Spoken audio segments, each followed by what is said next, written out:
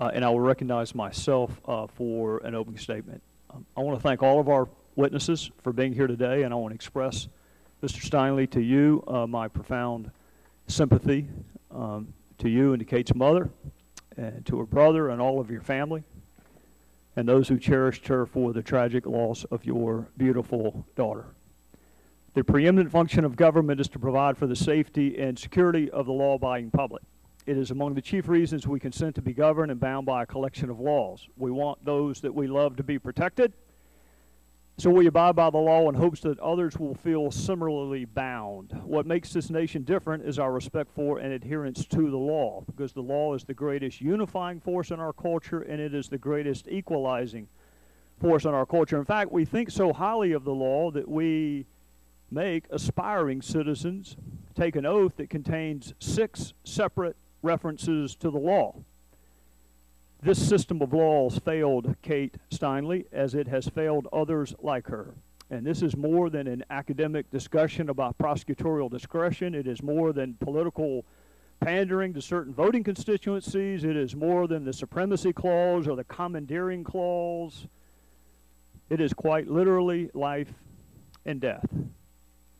And this is the real world where everyone isn't a dreamer and everyone isn't a valedictorian. There are criminals motivated by malice and a conscious disregard for the lives of others, and there are cities more interested in providing a sanctuary for those criminals than they are providing a sanctuary for their own law-abiding citizens. I've been on this committee, Mr. Chairman, for almost 5 years now, and I have listened closely to the debate over immigration. You don't hear many witnesses called by our colleagues on the other side to talk about law enforcement or background checks or enforcement mechanisms. You do hear certain phrases repeated with catatonic frequency, as if rote repetition will somehow make it true. You hear phrases like functional control over the border, uttered by witnesses who are uniquely well positioned to know better. You hear citizenship for 11 million undocumented aspiring Americans, as if 11 million of any category could pass a background check. You hear arguments against empowering state and local law enforcement to assist federal authorities, and those are the most illogical arguments of all. We trust state and local law enforcement to investigate all manner of crime, from murder to sex assault to kidnapping to narcotics trafficking, but God forbid they help us enforce immigration laws. State and local law enforcement are good enough to provide protection for members of Congress in this city and when they are back home. But somehow, some way, all that changes when it comes to the issue of immigration. They are no longer smart enough to enforce federal immigration law. And even though some do not trust state and local law enforcement to enforce federal law, they are more than happy to allow state and local officials to openly ignore that same federal immigration law. Which brings us to that benign-sounding phrase, sanctuary cities. The definition of sanctuary is a place of refuge or safety. It almost sounds utopian. A place of refuge, a place of safety. Refuge for whom? Safety for whom? For a young woman walking on a pier with her father? Or for a career recidivist like Juan Francisco Lopez Sanchez, who had a quarter century's worth of lawlessness dating all the way back to 1991. He committed local, state, and federal crimes in at least 5 separate states. He was deported 5 times, and each time had so little regard for the law that he re-entered that border that we are supposed to have functional control over. His procedural history is every bit as disturbing.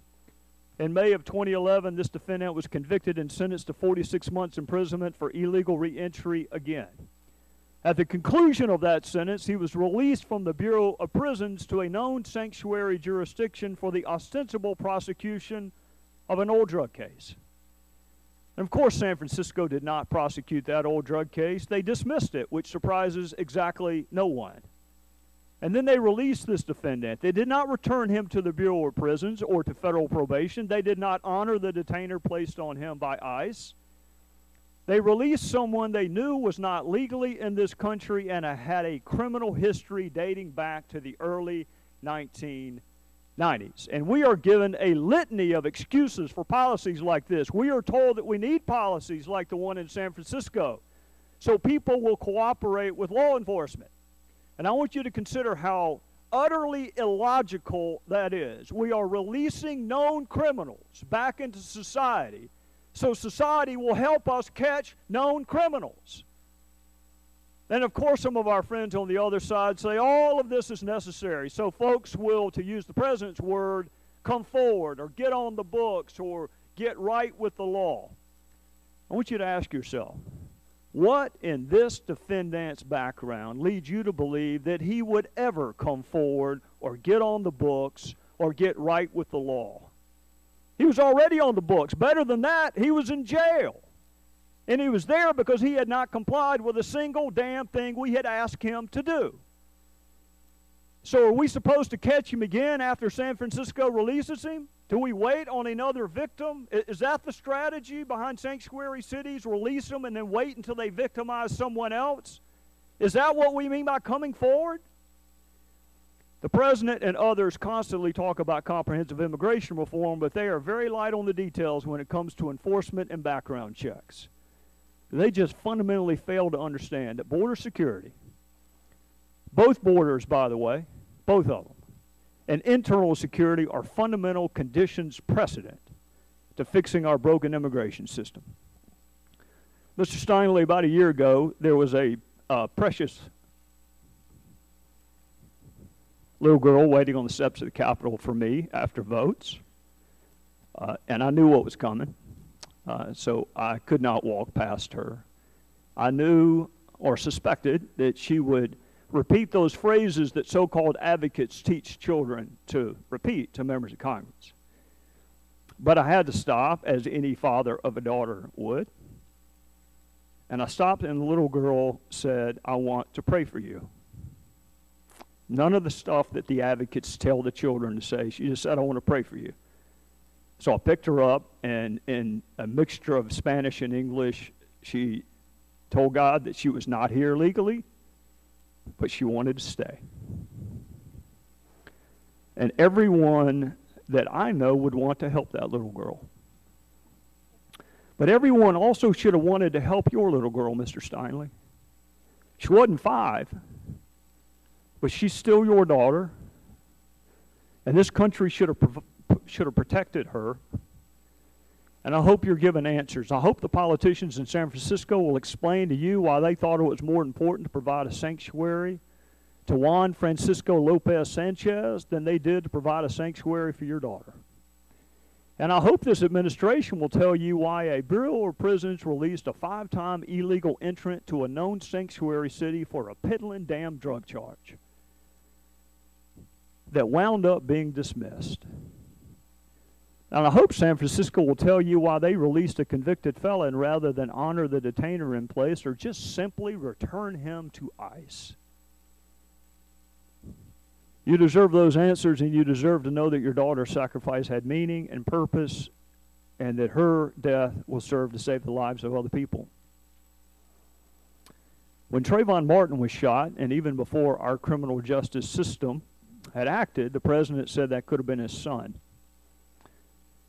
For those of us that have daughters, which includes the president, your daughter could have been our daughter. I used to have a quote on the wall of my old office at the courthouse. It was given to me by a victim advocate. It was from a Greek philosopher named Solon. I'll paraphrase it, but this is pretty close. He was asked what city was the best one to live in, and he answered, "That city where those who are not injured by crime take up the cause of those who are as if it had been them." That's the kind of country we should want, too. One where we do not have to lose our daughters to feel the pain that you feel. And we shouldn't have to lose daughters to know that no one else should have to feel like you feel this morning. Thank you for beautifully capturing the essence of who your daughter was. And I have read everything that I can get my hands on, and I last night watched the clips of various family members describing your daughter, and she is precisely the kind of person that our country desperately needs. So I want to thank you for sharing her with us today.